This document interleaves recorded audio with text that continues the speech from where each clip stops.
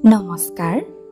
প্ৰকাশৰ পদূলিত আহি পোৱা অনিন্দিতাৰ নতুন কবিতা পুথি চাকালাকা বম বমৰ এটা কবিতা পাঠ কৰিবলৈ লৈছোঁ। কবিতাৰ শিৰোনাম ভগ্ন স্তূপত বুধ।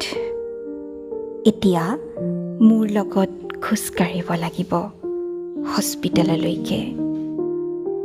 কোভিডৰ সময় যে মাস্ক পিন্ধি ল'ব। আমি দুটা বেগ আঁৰি লৈছোঁ, দুয়োটা সংশয়ৰ। মই যদি মৰি থাকোঁ, তাই হৈ নাথাকে। মূৰটোৱে কৈছে, আপুনি মৰি গ'লে মই হৈ নাথাকোঁ। বৰ ওচৰ বাটো নহয়, বহু দূৰ যাবলৈ আছে। আপুনি মোৰ কাৰণে বাচি থাকিব খোজে, মই মোৰ কাৰণে আপোনাক জীয়াই ৰাখিব খোজোঁ। বাটত 3খন শ্মশান আছে। আমি প্ৰথমখনৰ ওচৰ পাইছোঁহি। তাত আঁঠুৱা এখন জ্বলি আছে।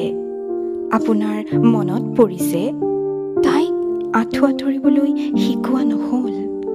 আপুনি কঁপি উঠিছে। দ্বিতীয়খনত কম্বলখন জ্বলি আছে। জাৰৰ দিনৰ কথা ভাবি মই কঁপি উঠিছোঁ।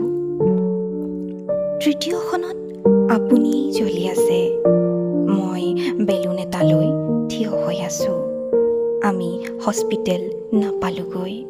ইয়াত আপুনিও জানে, আপুনি নহয়। ধন্যবাদ।